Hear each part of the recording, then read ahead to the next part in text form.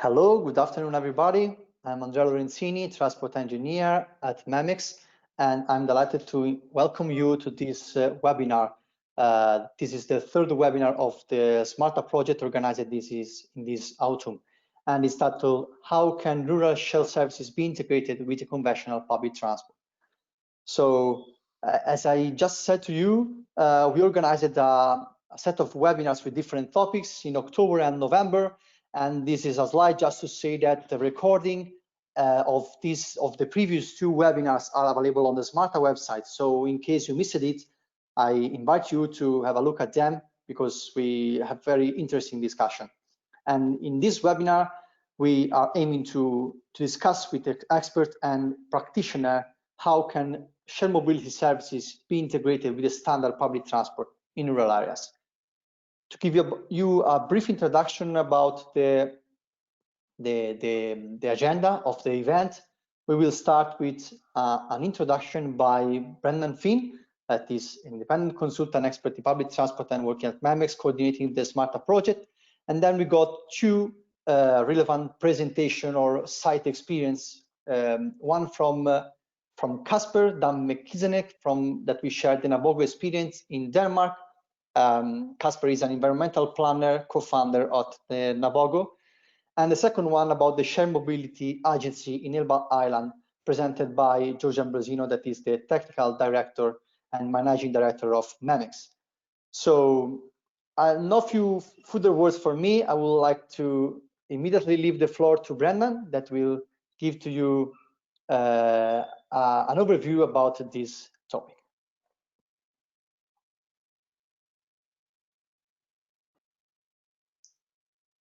Okay, Andrea, we'll still be presenting on your screen, yes? Yes, indeed, yeah. Okay, thanks. Is the screen showing? Yeah, just a second. No, because I think I've been made presenter, whereas in fact it should be from you. Okay, yeah, I have to be the presenter, yes. Yes. Okay, thanks, that's shown. Okay, so we just wanted to begin with a short introduction about integration, what is it? And we asked the question, how can rural shared services be integrated with conventional public transport? Next, please, Andrea. And, you know, it might seem an easy issue, but the fact is we're dealing with things of a very different nature. So we have our famous atomium, where in the very center, we have the fixed route bus and rail, the conventional public transport. And then on the outside, we have different forms of shared mobility services. In the blue, there's the ones that are in the style of public transport, like DRT, door to door. In the pink, there are the ones where people are combined in a car, like car sharing, carpooling. And in the light green are the ones where we share the asset, like e-bike sharing and car sharing and so forth. So how do we make the different parts work together? So with integration, we can talk about different concepts, planning, integration, and so forth. But one of the challenges we face is the different sizes. We have small players trying to connect with big players, the operators of the railways, and so forth. So next, the issue that we face is how do we manage the asymmetry between, say, the local player and the large conventional public transport network? So we need a well-developed framework. Next slide, please. Also, when we talk about integration, we can get a little bit confused because there are different types of integrations that we see in practice. Level 0, of course, is none, but quite often we have the so-called level 1, where we get a passive connection at the bus stop. We will bring the person as far as the bus stop, but that's as much as it goes. And we move on to level 2, where we co-locate the stops and maybe the timetables are showing and so forth.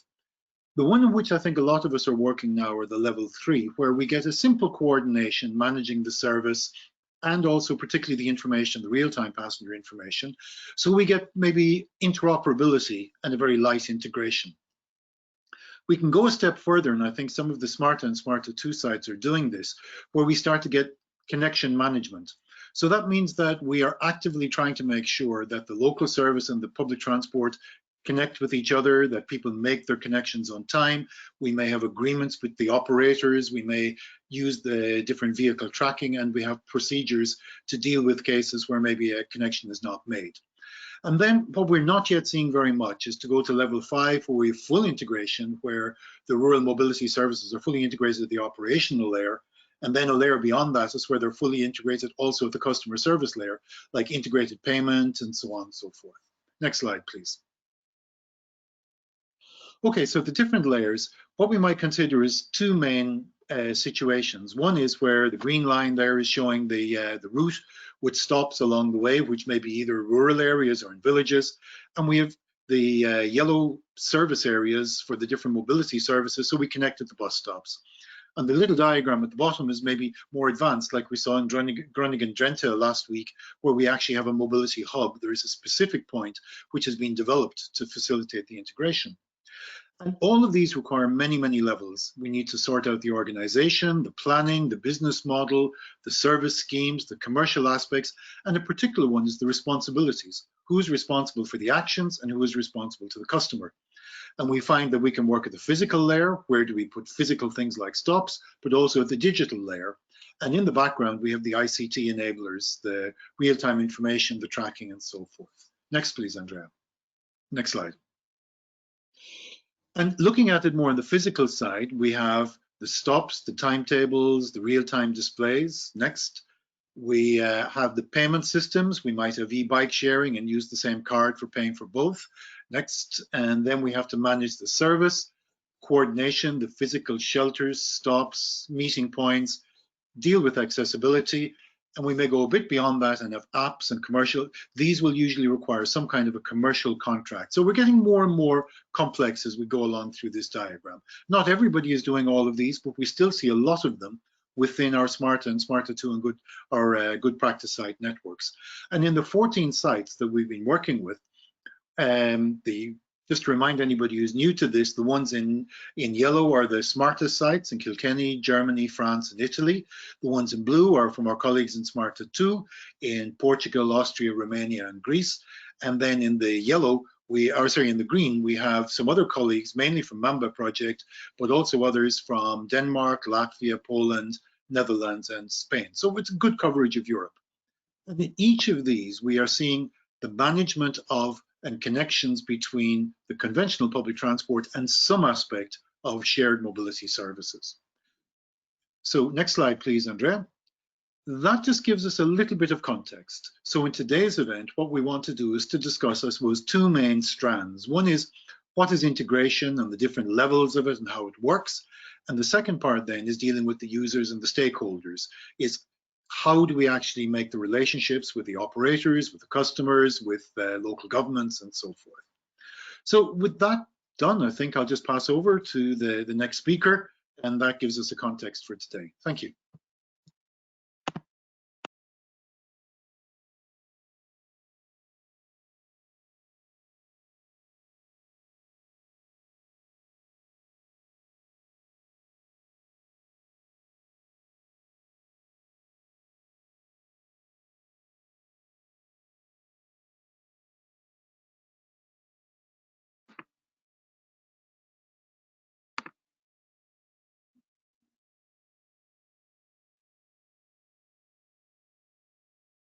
Okay, thank you very much, Brendan.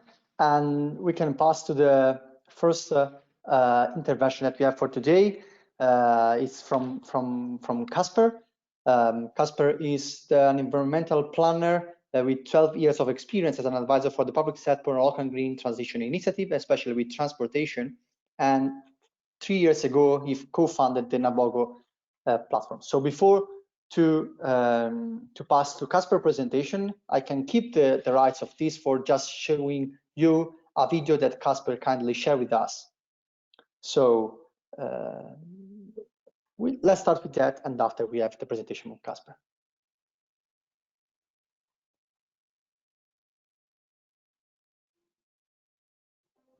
During rush hour, 19 out of 20 drive alone in their car.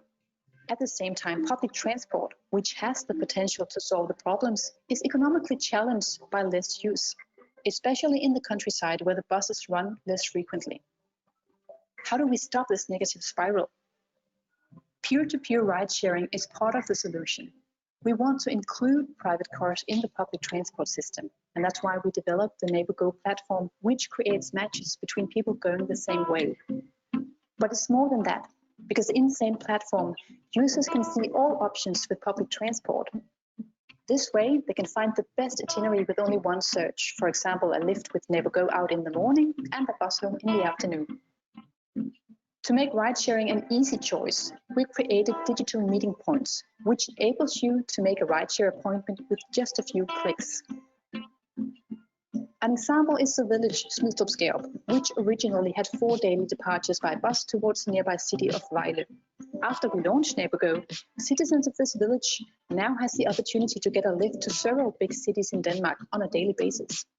The platform shows combinations of transport, so users can often find the fastest way to their end destination. For example, a NeighborGo lift from the village to a station in the city, where they can jump on a train to their final destination. In NeighborGo, we focus a lot on campaigns that we adapt to the specific location, because we believe campaigns become relevant and vibrant when we spread the word about ride sharing together with our local partners.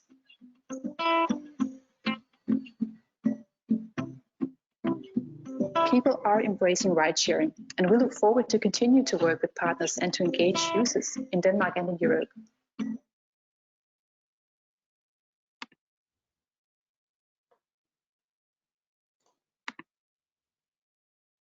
So, thank you very much for watching the film and listening in.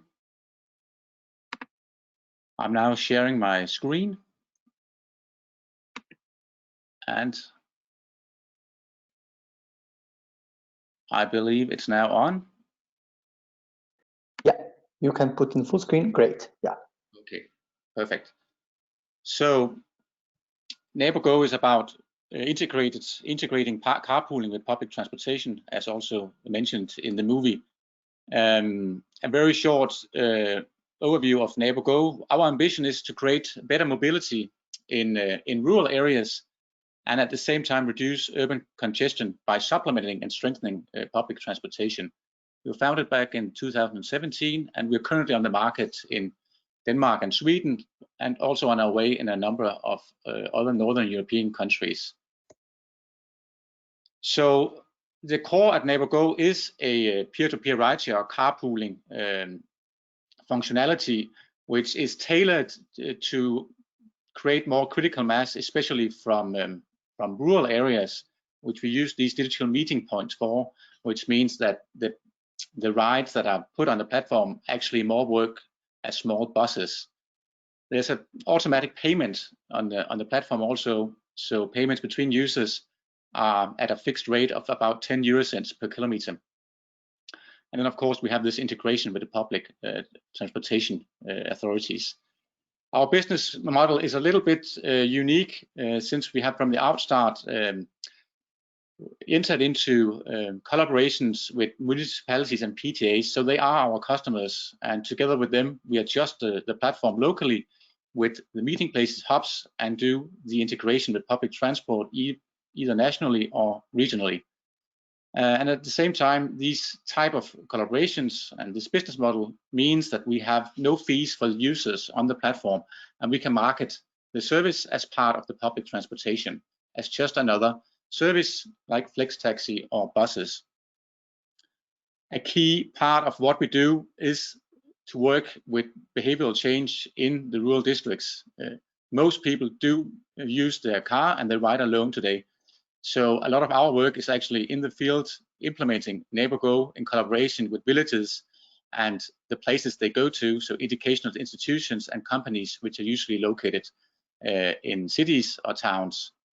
And together with these stakeholders and the municipalities, we run campaigns for 2 to 3 years. So, but at our very core, what we have wanted to create from the beginning is actually more of a mobility platform. So therefore, we do show all public transportation and actually also micromobility on the NeighborGo platform. So for the user, they can take whatever is easiest at any given time. The next integration we are working on in these months actually is putting the NeighborGo lifts into the Danish travel planner, which means that all trips which are put on the NeighborGo platform will also be shown on the travel planner in Denmark. And at the same time, we are also working together with a couple of regional MaaS platforms in Sweden. For the user, and what is very interesting also to see in real life, is that they can see actually combination trips between carpooling and public transportation. So when you are in a village and you are going to a city, you can both see direct trips with carpooling, direct trips with public transportation, but you can also see trips that combines carpooling and public transportation, which gives a number of new possibilities for villages. We have a lot of collaboration with the big players, as was mentioned in the beginning. We are a small player, but in Scandinavia we have a very low entry into the big players.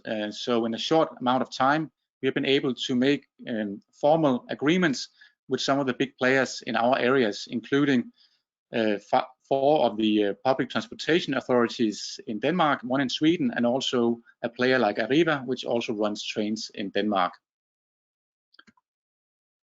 So just to give you a little insight into how we actually implement NeighborGo in the physical world, I have brought with me a little case from the region of Northern Jutland, which is at the very tip of Central Europe in Northern Denmark.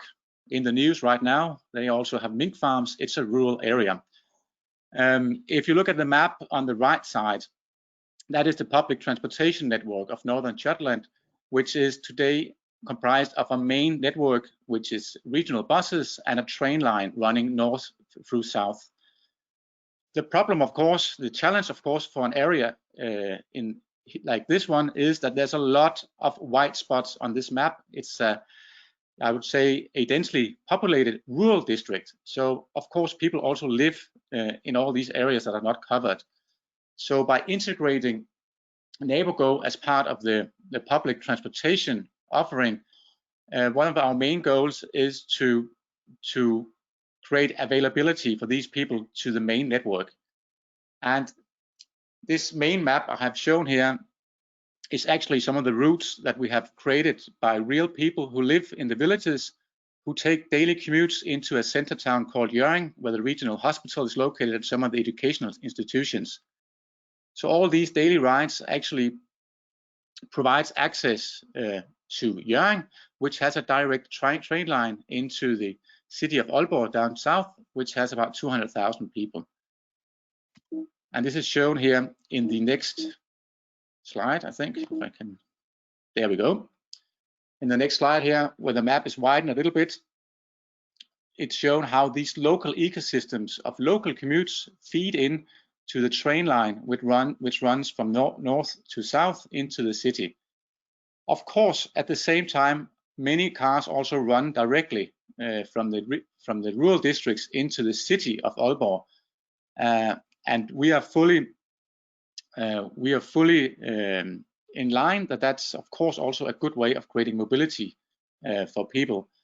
What we do then is that we create these hubs at the city lines, the city limits, where people can change from carpooling from the rural districts and into the city network of buses, and also shared mobility like shared bikes, which is here in Aalborg provided by Donkey Republic. So basically, with carpooling, we create access both to center towns, but also to the big city of 200,000 people in this region.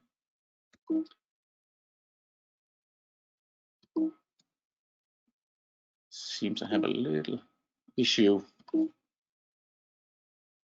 changing my slide. There we go.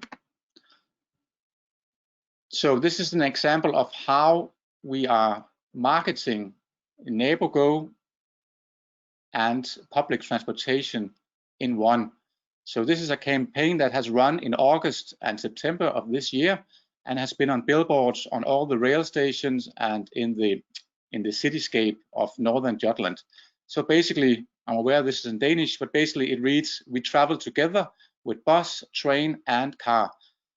So it's a campaign trying to form the behavior of people in Northern Jutland to think of the car as part of public transport and something you can be part of providing. Here are some screenshots from the actual campaign in the physical world, both in the city but also at rural bus stops out in the country. So some of the value we bring to these public transportation authorities who run public transportation in rural district is, of course, that we can bring these passengers to buses and trains, making them more relevant.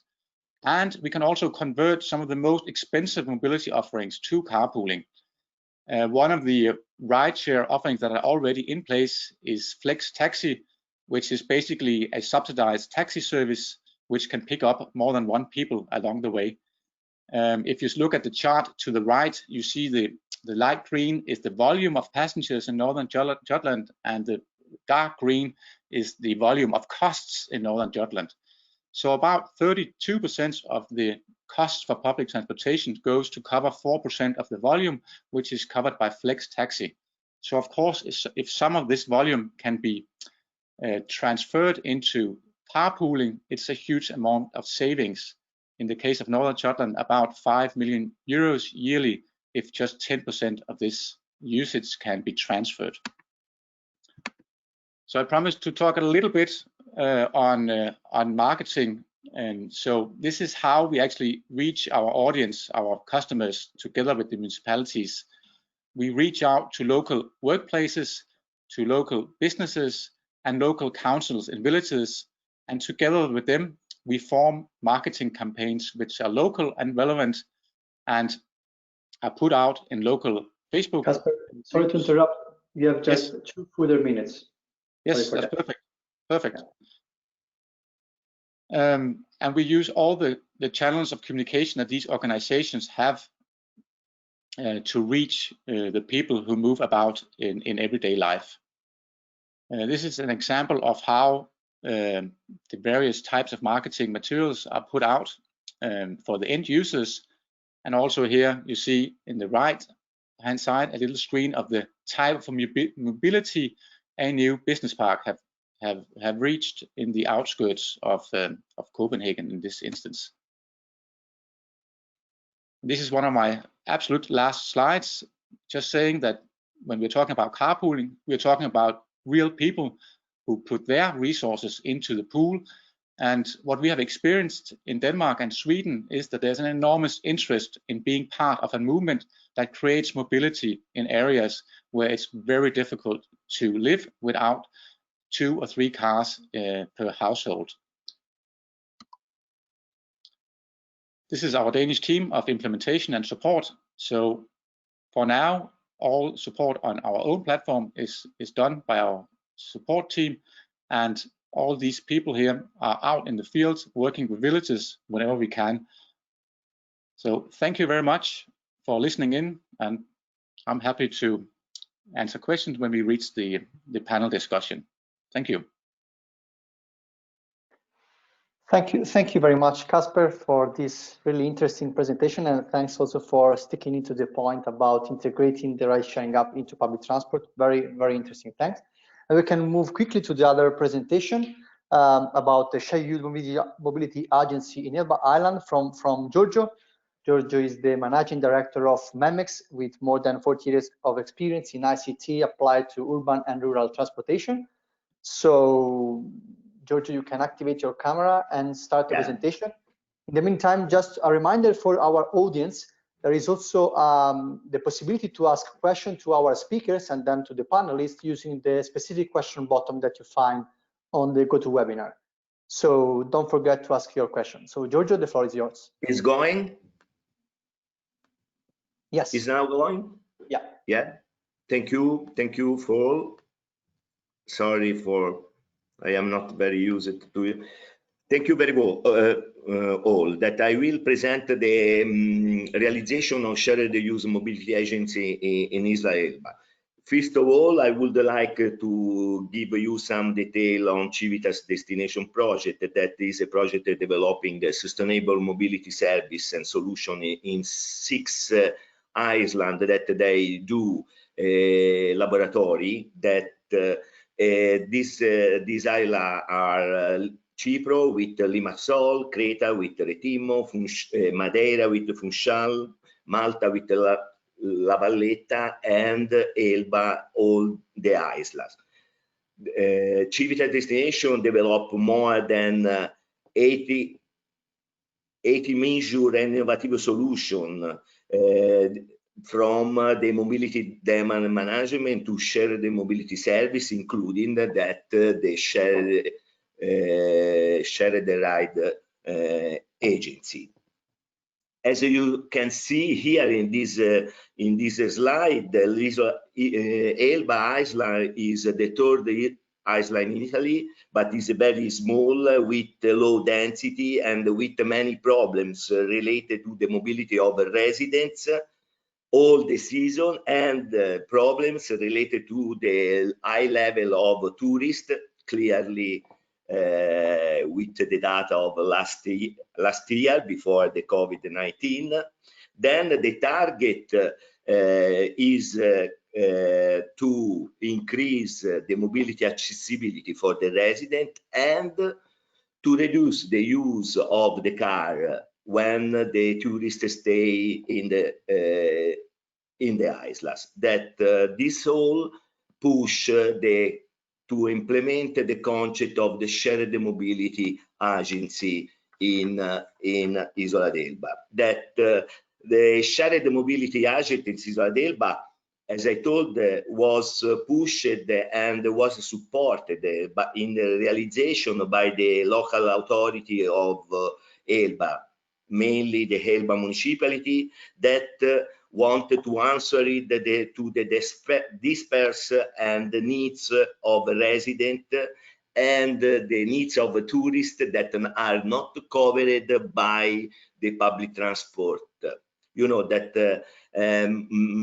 the SUMA concept was designed around to consider SUMA, the agency, the center for planning, managing, coordinated ride-sharing service, providing info mobility service, and create the networking from the different mobility service operator. It's clearly that the agency is the criteria are based also on the possibility provided by the last decade technology development, that in this case the criteria is that the user could be a potential provider of mobility, to also to the criteria are relating to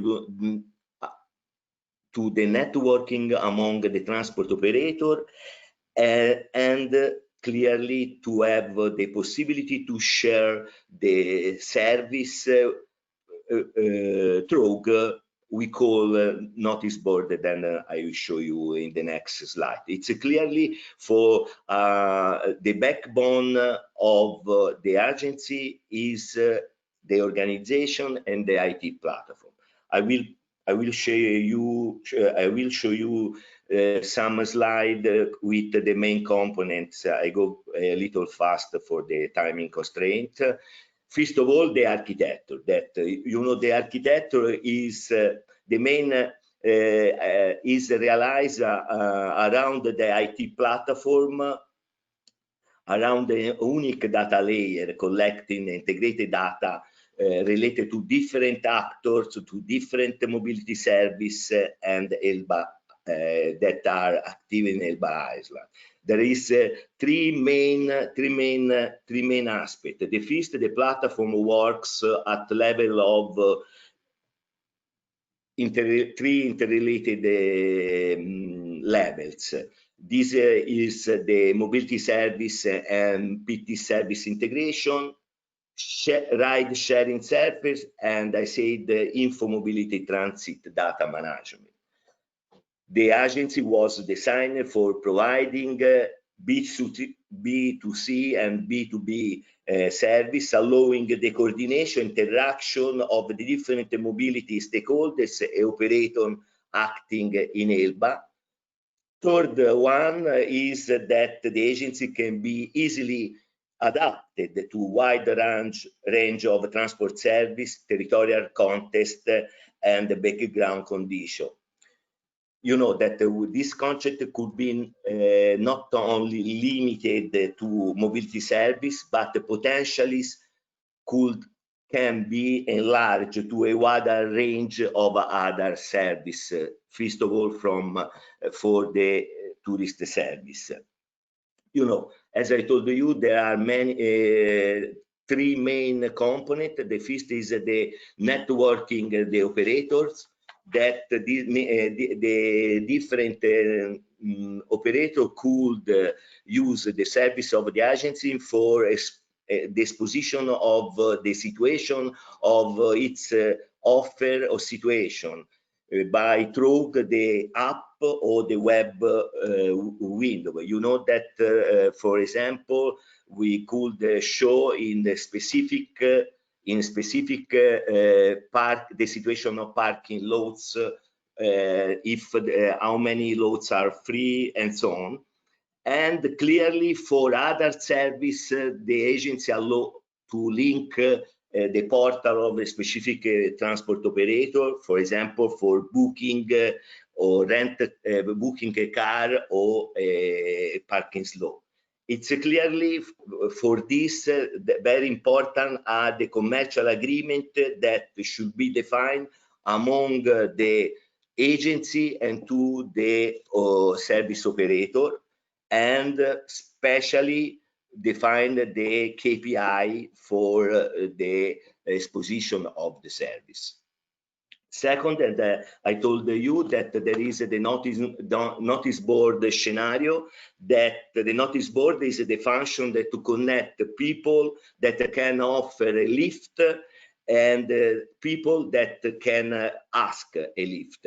The concept of this functionality is more or less like what before Caspel presented for Nabogo. Then the scenario are designed are different.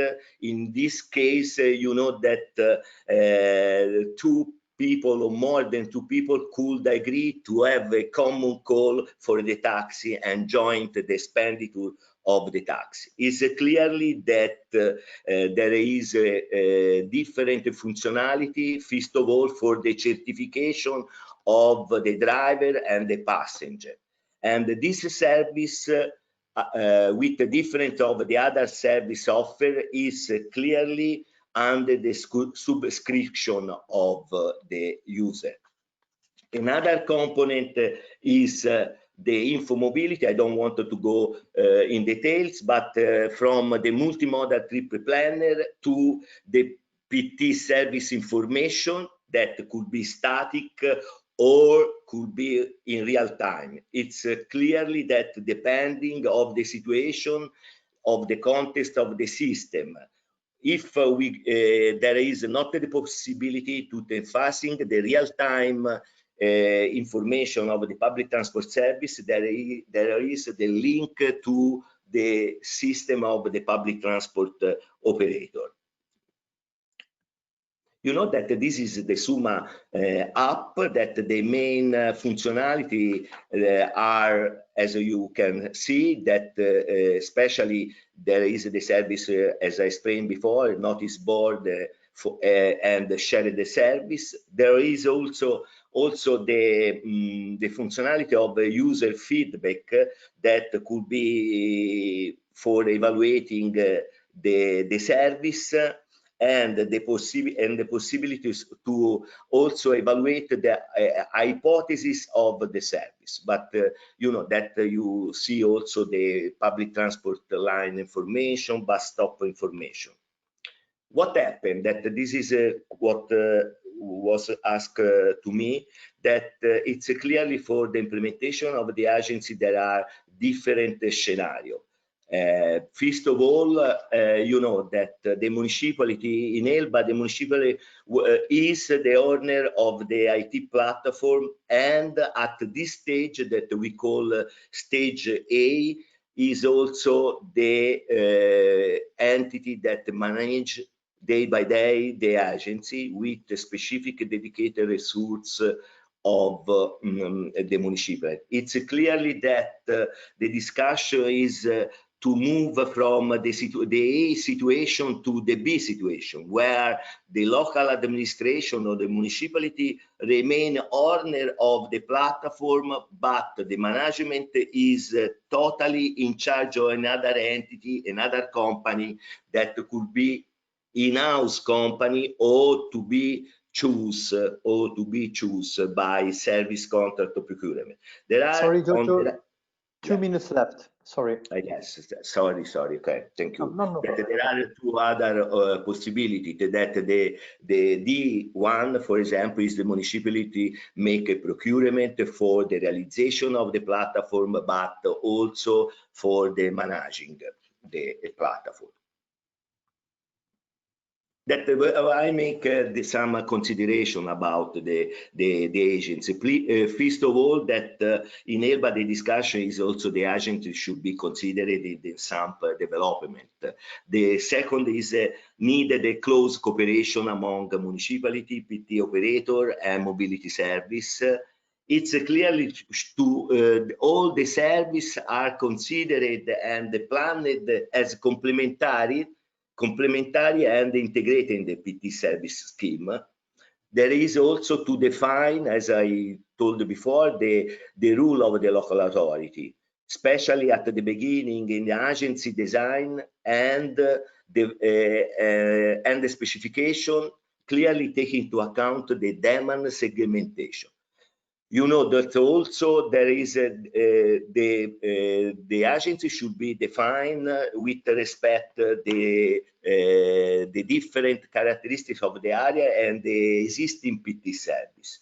And then there is another part of the agency that is related to the IT problem, that because there is a complexity in specification and also in the procurement of the IT platform, that there is also the problem to choose the right IT partner, and all the issues related to the data integration and the standards and the maintenance.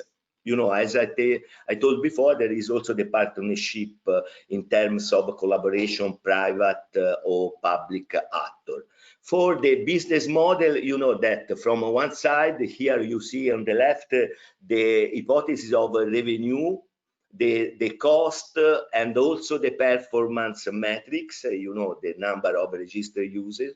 And from the other side, that you have the other possible service that the agency could do, like a specific mobility service feasibility, or to sell also the data for mobility study or transport study. You know that we think that with the COVID aspect, this approach of the agency, where the local authority retaking a responsibility of the mobility, they need the new scheme, they need the new organization, or to thinking different to how to face the problem. And then the agency, we think that will be a good approach. Finally, that you can see that it's not too easy to go to implement this concept. Then there is a fundamental the collaboration of PTA and PTO. There is many strong challenges: organization, operational, marketing, and we need, as we told, an effective cooperation. Last, there is some open question related to which regulation and funding framework, which is how to guarantee the quality of the service that are integrated in the agency and the quality of the data. But this problem is for all the situation where you could show data coming from other different systems or different service.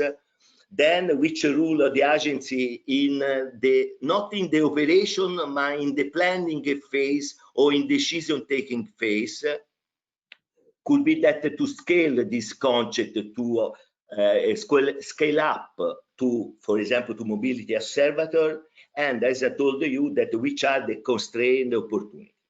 I would like to indicate that on the right there is a booklet that we produce inside of Civita Destination project that you could download from this web address. Thank you very much. Thank you very much, Giorgio, for your presentation. Very interesting. And I think you with Casper, you had a very good balance between two different practices. So I would immediately like to pass to the panel discussion. So I hope you can see my screen now, where I try to put everyone. So the panel discussion will be moderated by Tim. Tim is an associate director at Vectos, based in Bonn, and is a city and regional planner. We got very interesting panelists, apart from Casper and Giorgio that you just see. We got also Manfred Meyer from Regional Management ST Role and part of the Smarta 2 project in the ST Role pilot site. We got Stefan Sommer, that is the coordinator of the community bus transport services in Kirsgarden and the leader of the Burgerbus local association. Then we got Brian Meshon, that is an expert in transport operation covering multimodal network and planning. Then we got Lazarus, again from the Smarta 2 project from the Tricale experience. And finally, last but not least, Fergus Hogan, that is a development officer for Kilkenny Leader Partnership. So I immediately pass the floor to Tim and for the discussion. Thanks very much, Andrea. And if you could move on to the next slide, that would be really helpful. Yeah, good afternoon, everyone. And I'm really delighted to be on the line with so many people who are involved in putting in place rural mobility services on the ground. So welcome to you all as well on the call today. For the panel discussion, we have around 40 minutes today. And first of all, we would like to just deal with any questions to our presenters. So they could be from panelists. And we've also been receiving some questions from other attendees on the line. So I'll talk about those in a moment. And then building on what Brendan mentioned or presented earlier in the webinar, there are different aspects of integration that we can talk about between the small players and the big players, as it were. So at an organizational level, there's the aspect of how do you engage with the different stakeholders?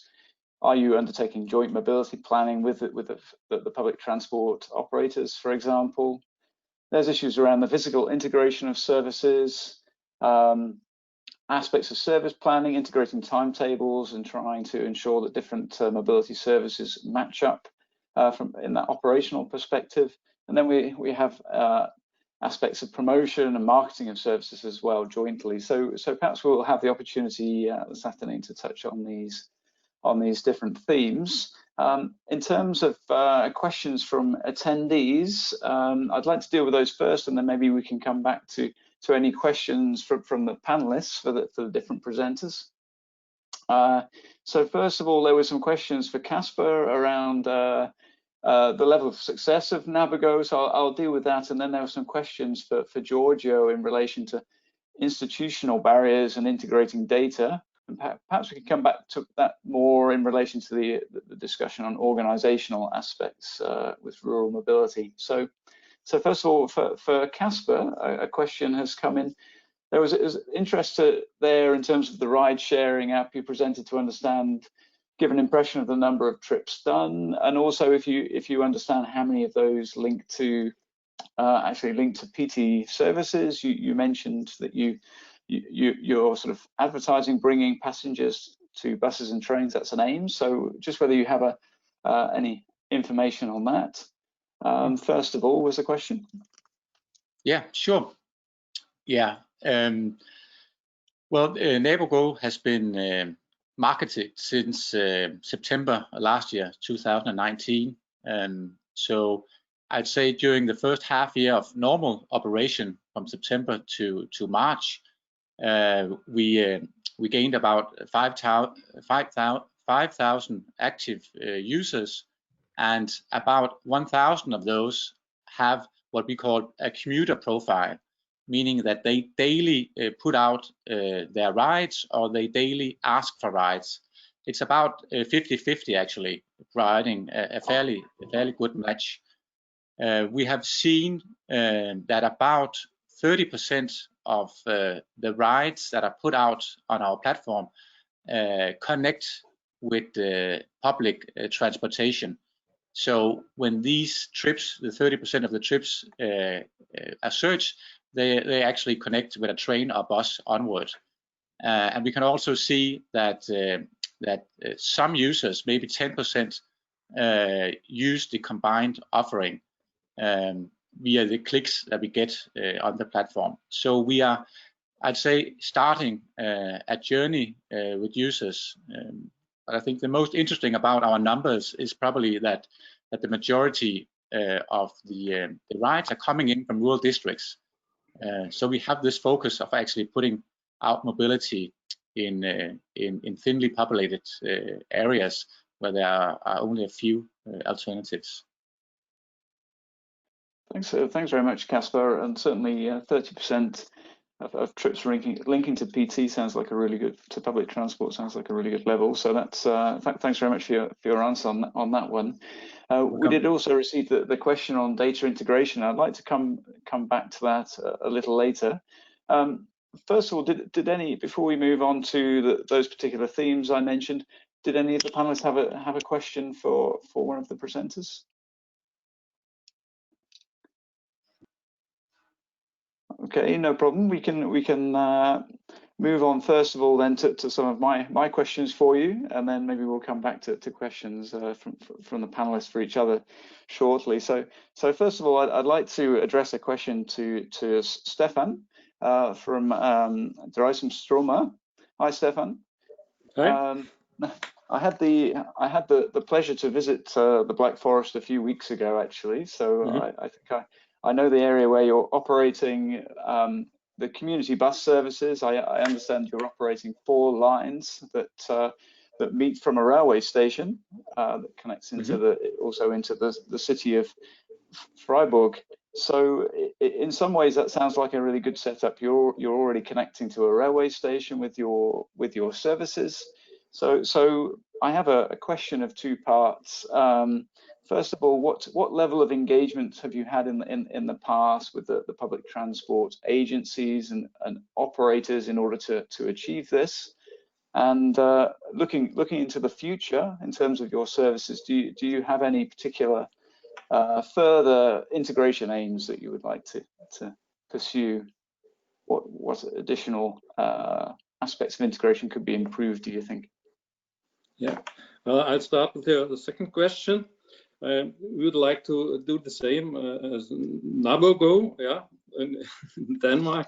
Would like to match the transports here in our surrounding with the hitchhike and the burger bus and all the other public transports, and shown by an app, yeah, on an app. And the first one, it was not so easy at the beginning to match with the official players of the public transports, but we found a solution. Yeah, they always were afraid that we took them their passengers away. Yeah, and so we discussed the situation, and we closed the how to call it, the gaps between their timetables, and we did a special timetable to close these gaps, and so it's a very close cooperation between all players on the public transport in the Dreisamtal. That's our area. Okay, great. Thanks, Stefan. So a positive story there in terms of you've been able to talk about the timetables with the main public transport operators, and to make the interchanges a reasonable time span for the passengers, which is great.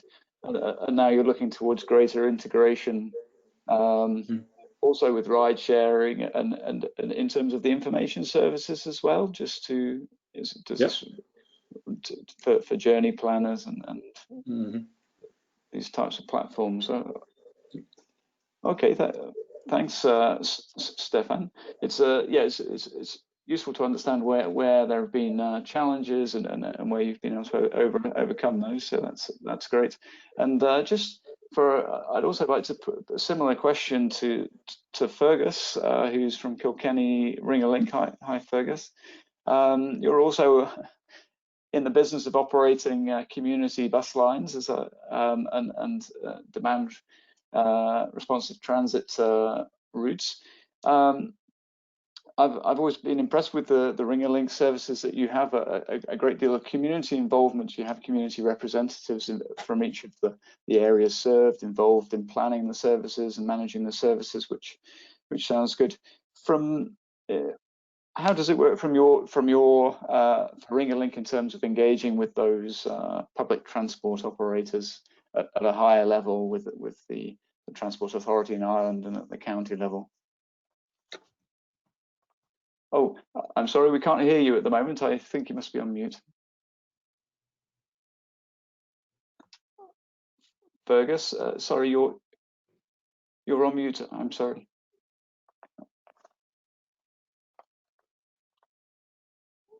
Okay, we still can't hear you, unfortunately.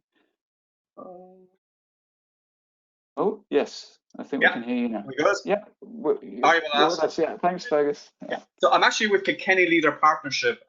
So we work in partnership, I suppose, with Ring-a-Link, but they're a separate agency. They're a transport coordination unit for Kilkenny, Carlow, Tipperary, and even parts of outside Dublin. And so the remit from them comes from the National Transport Authority. So we work with them in terms of, I suppose, what we would see as the needs of the local communities on the ground in terms of how they see the biggest issue of isolation in rural areas, particularly in Kilkenny, and how we can, suppose, work together in terms of supporting those services and to just identifying how people, I suppose, can use the services and link in with Kilkenny City is the big city, with all the services, the hospital and all the other things, those people, I suppose, to use public transport as much as possible. If that's answering your question. Yeah, thanks very much, Fergus. And so you're looking towards, I understand, a new service where there will be this integration. Yeah. So what we're looking at is the integration part, where they are, I suppose, it's a private bus company called JJ Kavanagh that, I suppose, it does the regional services, including Lincoln, Dublin, and Waterford, and the other areas. And we would like to do is get Ring-a-Link, I suppose, linking in with the private bus companies. It's a pilot for now. We would like to expand it to all the other bus companies in Kilkenny. So we're doing this through, I suppose, the installation of new real-time information bus shelters, and hopefully down the road as well, we'd like to do an app as well. And certainly the other presentations here sounds interesting for our point of view. We would like to have bike hire as well. But I suppose in one sense we are at the early stages of this. We're hoping to pilot it certainly before the end of the year. So we'll see how we get on.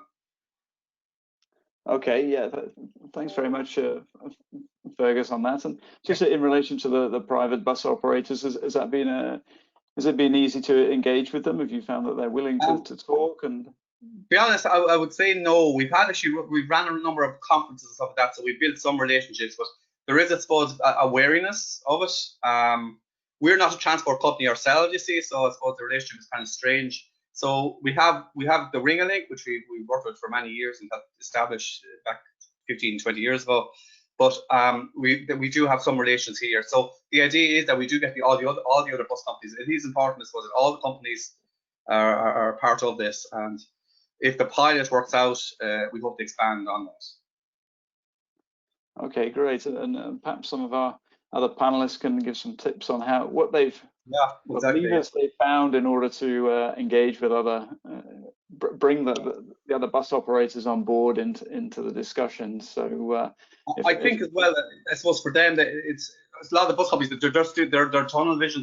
They're doing their own services, and that's what they're interested in. And I suppose more integration is a complex thing for them to get their heads around, really. And it can mean compromises too in terms of services and time. and I suppose sharing of data too, if it comes down to that. So I would be very interested to see how others' experiences in that. Okay, thanks, Fergus. I think Brian wanted to say something in relation to that. Yeah, just coming in from my 10 years experience running a rural transport scheme in Scotland back in the early 2000s. I back everything that's going on in Denmark and in Germany and in Ireland. Community involvement is critical.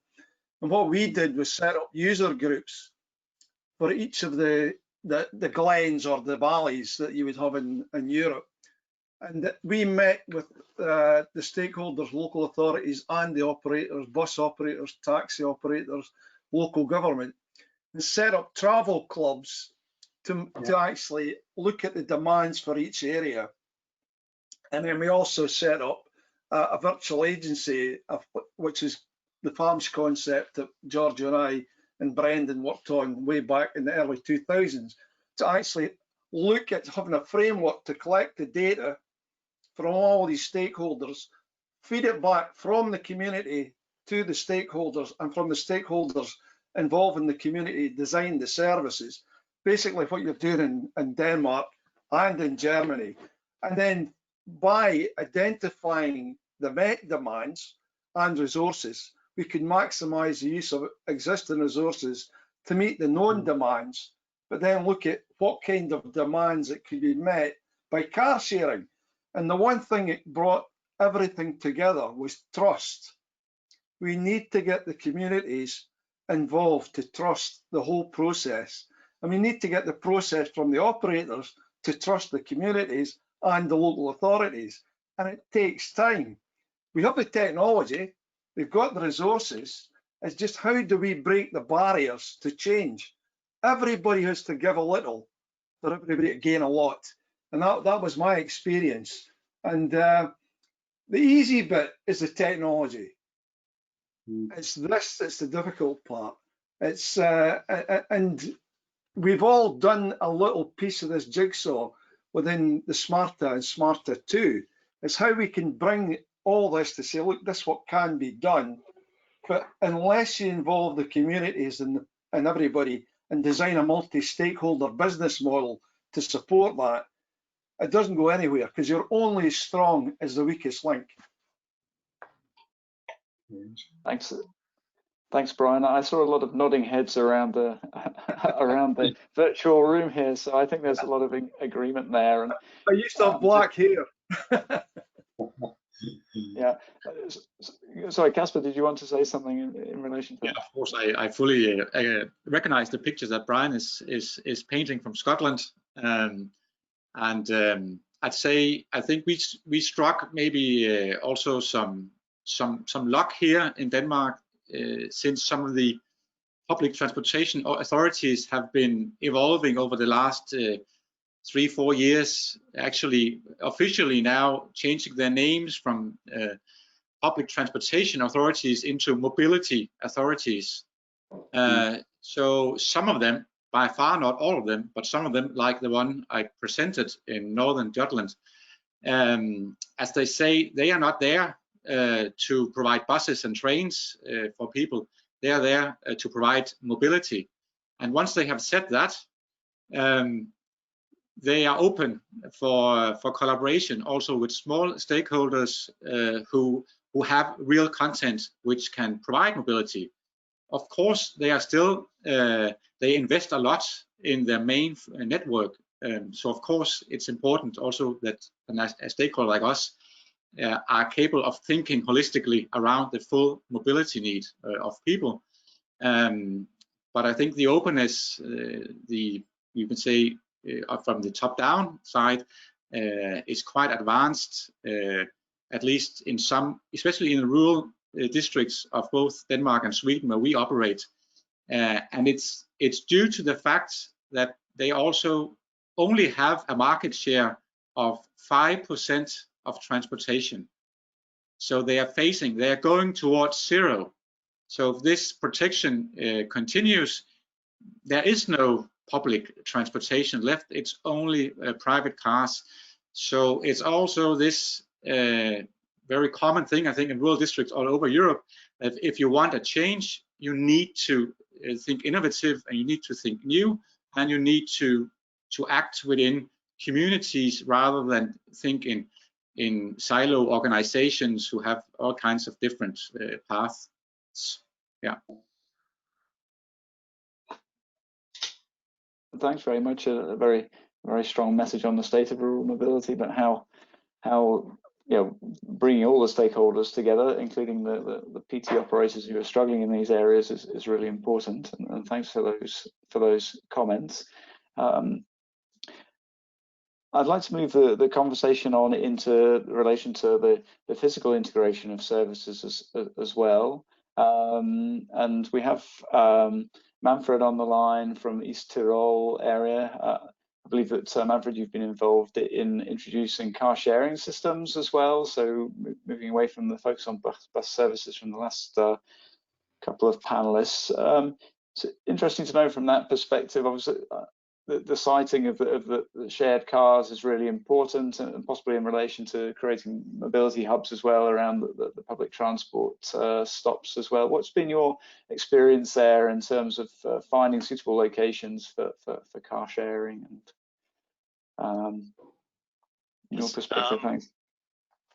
So, like Brian and also Casper said before, it was also a big challenge for us to create the groups, the stakeholder groups with same interests, because as Stefan said, the public transport provider was afraid that we took him away his clients or passengers, and so they don't want to work together. And in such a rural area as East Tyrol of Austria, we are with small valleys and very small villages with a big sprawl, and it's difficult to get people together. That was a big challenge. And also to implementate car sharing stations, we had some big challenges to get the space for the stations, so where we can have the cars, because it's important to have the cars near to the public transport stops, so that you can use by step on the car sharing your next mobility service to get the last or the first mile. That our big challenge is here. So it was difficult because the space where the public transport stops are, they are not public spaces or locations. They are also in private. They are also from privates. So it was difficult to get the contracts for the space to create the car sharing stations. And we needed the contracts for not just for a year, for many years, for a long lasting time. So not just for 1 year and then it's over and you have to put away the car. So, and most of the private owners, they wanted a fee, so we had to rent the space, and it's difficult. It's easier to communicate and to work with the municipalities, because the public spaces you can get mostly without a fee, and they are interested to get car sharing stations.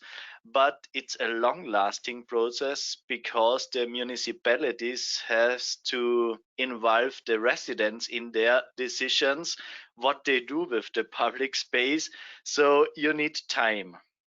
But yeah, we could, in the last half year, we could implement 4 new e-car sharing stations with a process lasting about 1 year in before to create contracts and also interesting groups, or as Brian, I think, called it, a travel group or travel interesting group club, travel clubs, yes. And yeah, that was our big challenge, to get the space, and the space for a long time. And the second challenge, or second problem, little problem we have, that not all public transport stations are at the right place. So they are also at the wrong place. You cannot use them because the center of the village is far away from the public transport stop. So we have to combine, and we have to work some years to get really usable solutions. Thanks, Manfred. I mean, great news that you were able to implement the 4 e-car sharing stations, but clearly difficulties whether it takes time, whether through the public or the private sector routes in terms of consultation, in particular with the public sector side, and then signing appropriate contracts and agreements from the private sector side. So, okay, thanks for the insights on that. And we've got as well as Navigo, we've got Lazarus on the line, who's been involved in implementing car sharing, ride sharing systems. So there's a question that came in from one of our attendees in terms of, does Navigo operate with vehicles from individuals, private vehicles of individuals being shared with people? And I understand this is the case, and the same for the scheme in Trikala. So there's an interesting question there about how you've I understand from Navigo you've actually identified digital stops where people can be collected and dropped off. And from that perspective, I'd be interested to know from Lazarus what approach you've taken for actually whether you've defined particular stops for the ride sharing, or if you've had any issues with people being dropped off at railway stations and being told off for doing so, or at bus stops. Have you come across these issues? Okay, thank you, Tim. Well, we have tried to keep it as simple as possible, because carling is a new concept for most people, although it happens informal in cases where a driver makes a lift for his neighbor or his friend, but engaging strangers to participate in this service makes people skeptical. So we try to keep it simple. We have set one point of meeting, one meeting point in each pilot site and one in the city. So the trips, so that the trips will start and end at certain points. We didn't make a matching of trips like Casper said. So there are only 3 points that can be done. Of course, there's the ability of communicating through the platform and rearranging the status and the choices of its user, its trip. So it's still in the beginning. We haven't faced any issues yet. We haven't any negative feedback. As far as we know, trips are smoothly executed. So it's going well for the moment. Okay, thanks, Lazarus. So I understood overall that yeah, trying to keep the approach simple, and so far there haven't been any big problems arising. Unfortunately, the line was a little broken when you were speaking there.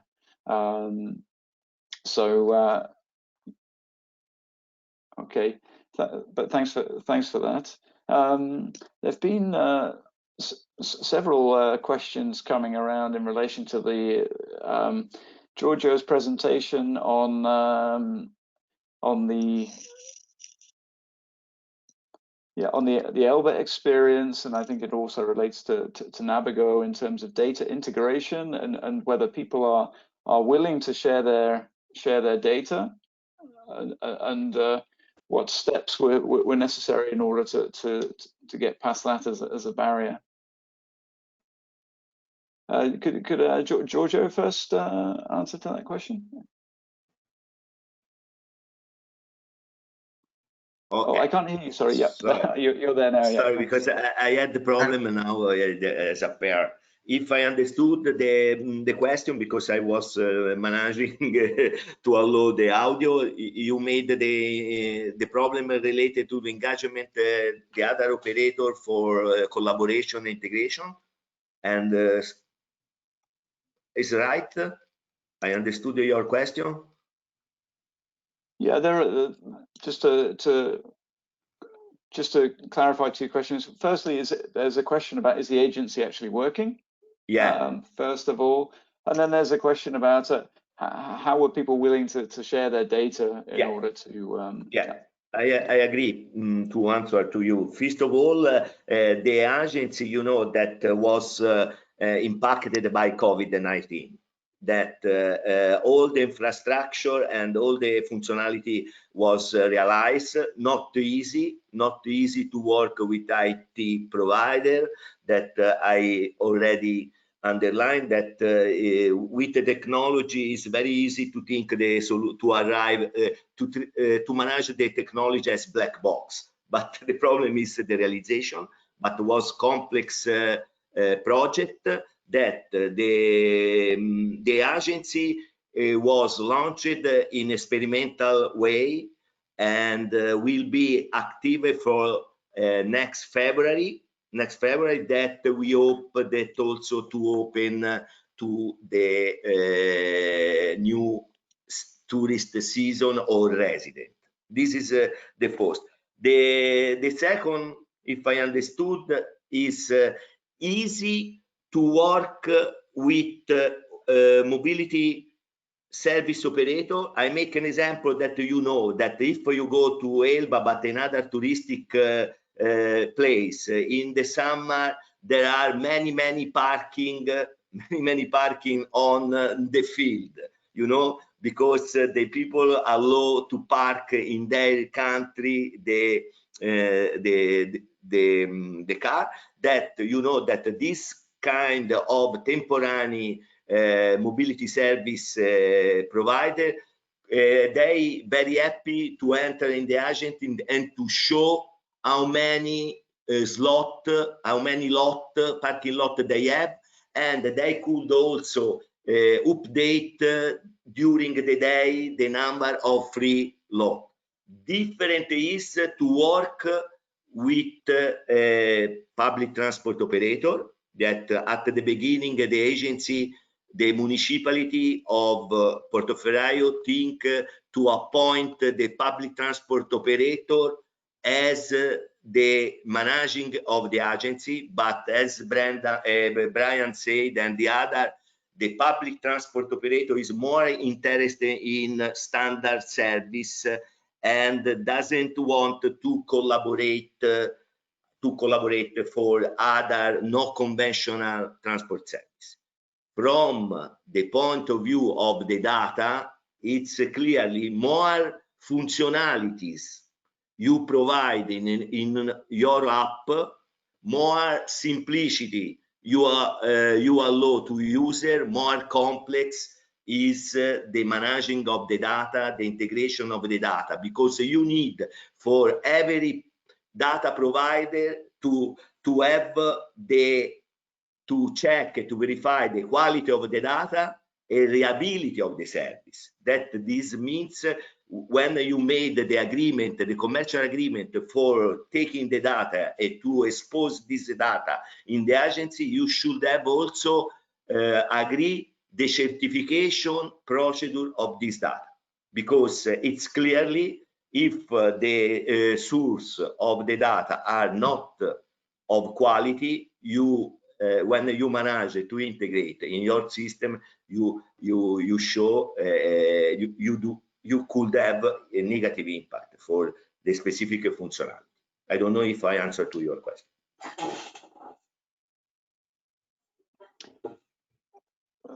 Thanks, Giorgio. I think there's, as we come across on other schemes as well, certainly the challenge of where you have poor quality data and how you integrate that. Perhaps I could just move on to Casper to comment as well. You mentioned that you're in the process now of integrating public transport and the ride sharing in an app.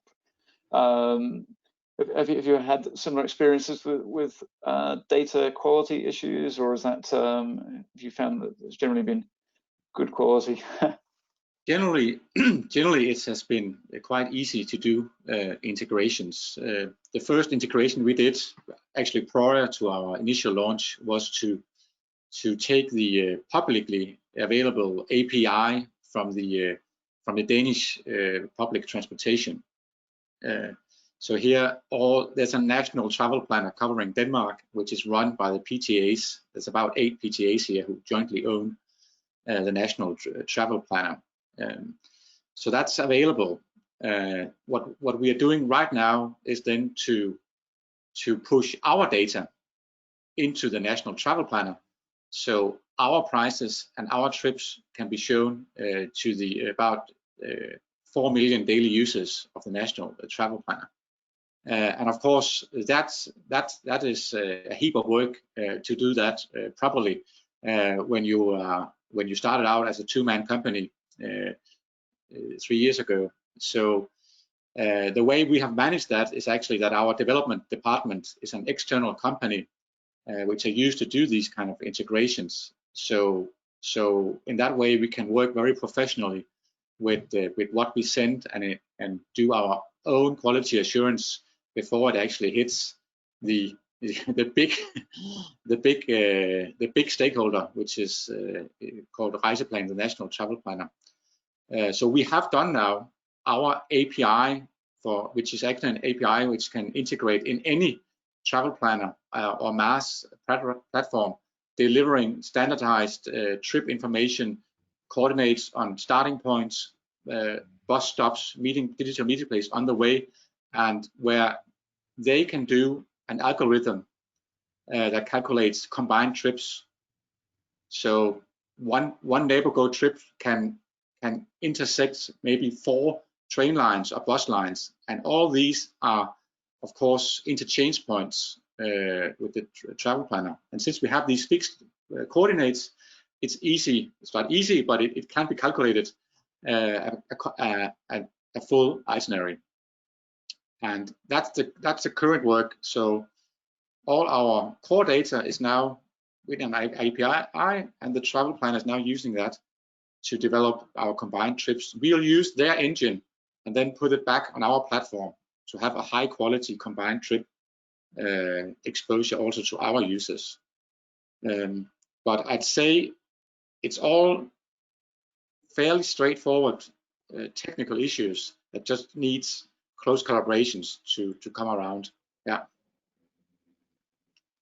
Okay, and where you have a high quality API that you can use and link into, that's helpful. But both Giorgio and Manfred are raising their hands. So Giorgio first, and then. No, the only observation that yeah, I agree that seemed to me that I agree with Casper, but the main consideration is the static data and dynamic data.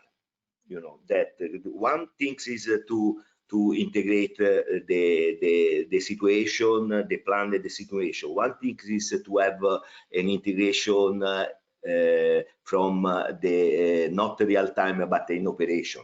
That, for example, to integrate one service with the conventional service for the meeting of the shifting from one service to another service. Yeah, this is and to have a certification procedure for the exchange of this data or KPI, or to guarantee the KPI. But the main question is if from data we are talking about static or dynamic. Thanks, Giorgio. We're getting short on time, so I'd just like to go to Manfred, who would like to, I think, wanted to add something to that. Yes. Topic. A very short question, but an important question for me, to Casper or Giorgio. So we are also working on combine the offers from car sharing and public transport and creating a new app where we can show all the offers. And as we are talking about the data, I have the important question: do you buy the data? Because we are at the beginning of this process, and the public transport provider and also the railway. So we have to buy the data, the real time data, and that's a big problem because they have price. They are too expensive to buy the data. Or do you get them for free and can implement in your apps and offers? So far, all the integrations we have made are free data. It's the public transportation. All public transportation is by law has to be available through a publicly available API. So that's easy. But we have also approached a number of micromobility providers, not all of whom are part of the public transportation. And one is called Donkey Republic, and is a shared bike scheme which is quite popular in Northern Europe. And they simply also shared an API with us, so we can easily show their bike stations and real-time availability of their shared bikes, which are placed, for instance, in the city of Aalborg, but also in the region of Blekinge in Sweden, meaning that we can do these combinations also from a carpooling trip from the countryside that hits a city limit where their shared bike system is available, and then our passengers can change from a ride share into a shared bike to the final destination in the city. And in fact, that combination has proved very popular because once you hit the city limit, places where you have shared bikes are places which also have congestion. So the fastest journey possible for many people is actually that they do not take their own car to the city center, but they are passenger to the city limit and they change to micromobility into the city. But I'm sorry to hear that you have still these very closed data ecosystems working against you in Austria.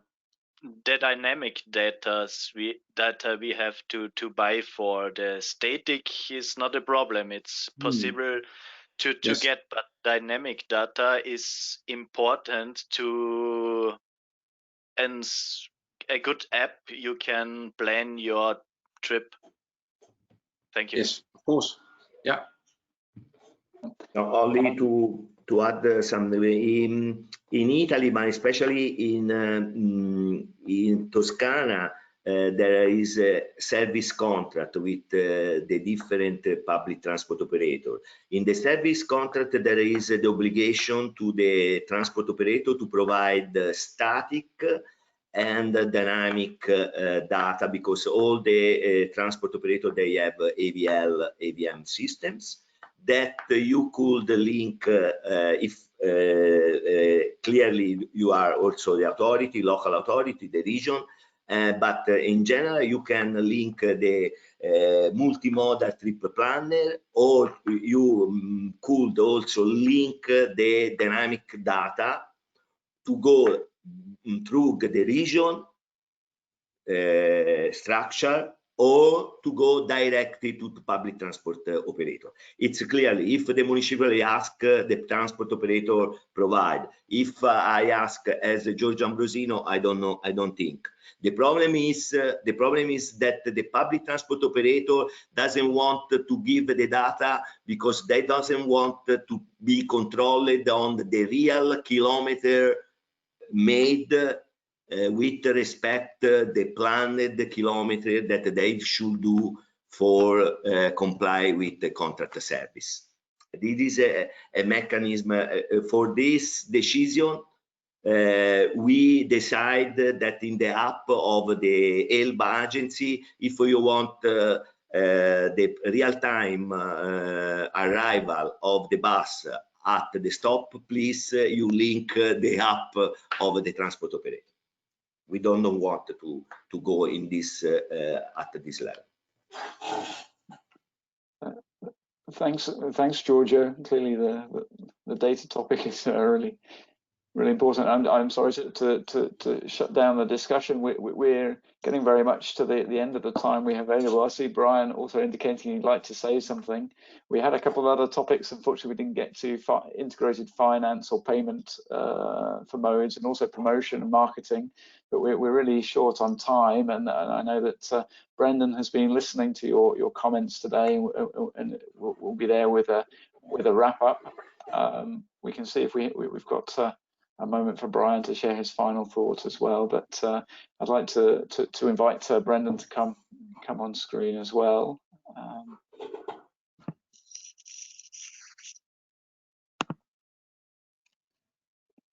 Yeah, hi, thanks, Jim. I'm going to wrap up in just 1 minute, so I think we've time for Brian to speak. Okay, great. Please go ahead, Brian.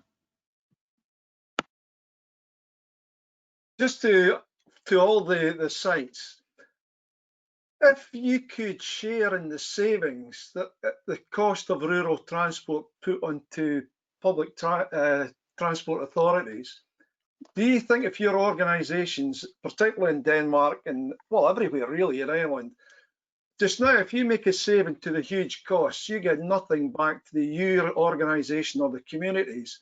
If we could generate a business model where all the stakeholders were together, do you think the bus operators would be willing to work with you if you could save them costs to make their organisations more profitable, and the local authorities to save money, and at the same time, any savings, we get a percentage to plough back to the communities that are car sharing?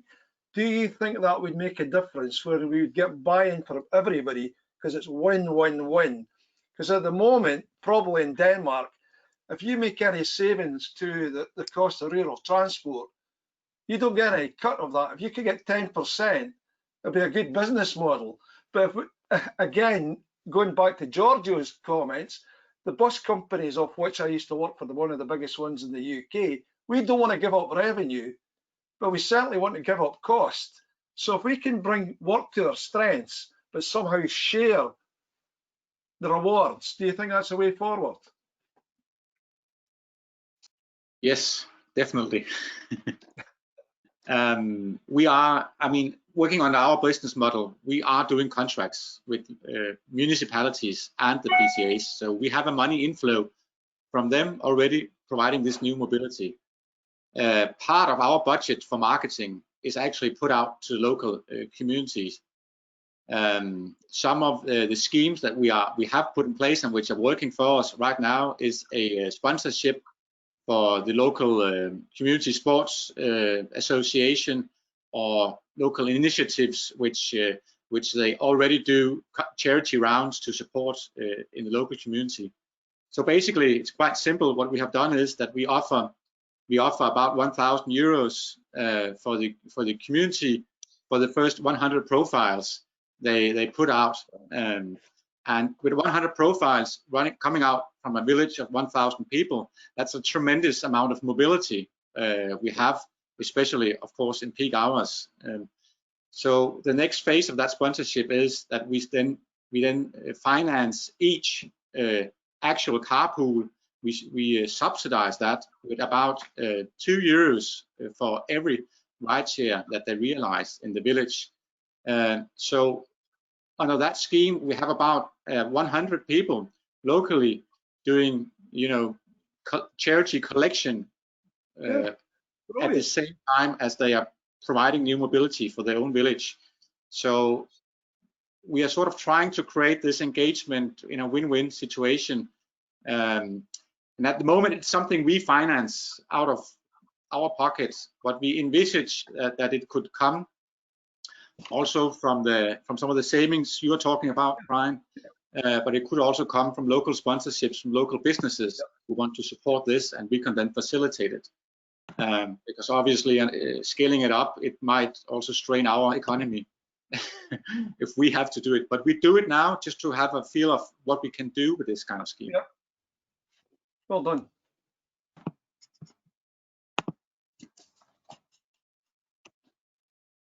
Okay, thanks very much for your contributions today to the panel, and I would just hand over to Brendan in that case to close, wrap up with some concluding points for the webinar today. Thanks, Brendan. Okay, thanks very much, Tim, and thanks to everybody for their contribution into the discussion. I hope you found it interesting. I think one of the things that's coming across, or has come across, is that a lot of work is required just to do what might be the basics that would normally be done within the public transport, to get a stop, to get a location, to put something, to get a hold of data, to transfer it. And certainly with the data aspects, I wonder if many of the issues you mentioned will be resolved if you were inside the tent rather than outside and were seen as being part of the public transport or the mobility system. Brian mentioned about the bits of the jigsaw, and I think this is one that we also heard in a different forum last week or the week before from Linda Ragnall in North Region, Sweden. She made a very good point that, look, we've got most of the building blocks, but we're not being guided to build a house with it. And I think this is really where the integration comes, is can we take all these different bits and pieces and turn them into something? And this is where I think quite often the Burgerbus is very inspirational to us, because we see a very concrete outcome from the different parts of how the community are brought together. The framework is clearly important. And I think we're starting to see some interesting shoots in this. Casper mentioned very well, once there's a transition from being a transport entity to a mobility entity, your mind is opened to many things become possible. We see this in Kilkenny, where we have a transport coordination unit that may become a mobility coordination unit in the future, but especially we see then that the likes of the Leader partnership locally will make the platform happen, even though it is a disinterested party within this. It sees it as something that is needing to be done. It makes part of the platform available for others to use. We also see within ELBA that an agency has been formed, and maybe this is the pathway forward, is we need agencies that can take on part of the tasks that a public transport organization would normally do, but that for a community or local actors, it is actually a very, very big ask to take on these tasks, to find the specialism, the skill, to get the permissions and the mandate to do it, to have access to the financing. So the agency may be the pathway, the halfway house that allows peer-to-peer working with the transportation entities and the mobility service providers. I think this is an issue we're going to come back to. And if I remember correctly, Andrea, you might say a last word on the final conference, that within the third session of the final conference, that we will actually have a dedicated breakout group on integration between the conventional transport and the mobility services. So I think it's a pretty fundamental one. I was interested, the one thing that didn't get mentioned was actually the day-to-day operations and whether we can manage. Maybe we just didn't get time to come around to it, or that we're so caught up in just getting the basics of stops and data and everything, and that our numbers are still relatively small, that we didn't talk very much about the day-to-day aspects of, let's say, ensuring a transfer or a connection, about the responsibilities to the customers, about what guarantees we can give them. Maybe that's something we come back to in the final conference next month. So Andrea, maybe I just pass to you to remind us or do a promotion for the event that's maybe 5 weeks away now. Thank you very much. Yeah, thank you very much, Brendan. Yes, indeed. I think we had a very interesting discussion. So first of all, I would like to thank again all the speakers and the panelists, because very good outcome. And indeed, we want to invite you to our final event of the SMARTA project that we are developing under the umbrella title of Rural Mobility Matters. It will be held virtually. Unfortunately, we plan to have physical, but due to COVID restriction, it is not possible, as you can imagine. And it will be on Thursday and Friday, 10th and 11th of December. Indeed, as Brendan was saying, it will be the opportunity from one side to also showcase what are our recommendation or final outcome of the project, but from the other also to maybe continue a little bit this discussion that we are having about integration of different types of services, but also on the impact of rural mobility on community building, the sharing of data, the digitalization, the digital innovation, and the positive impact that we could have in rural areas. So yeah, that's my first word for that. So we hope to see you and that you can join us at the final conference of the Smarter project. And thanks again to all the panelists for the interesting discussion. Andrea, sorry if I can just add one thing. We say it's Smarter and we're showcasing Smarter, but actually also the Smarter 2. So it's it will be all of the sites from all of the Smarter and Smarter 2, and we will also be inviting our colleagues from the good practice sites to participate as well. Thank you. Yeah, indeed. Yeah. Okay, thank you very much, and bye everyone. Bye. Thank you very much. Thank you. Goodbye. Thanks everyone. Bye.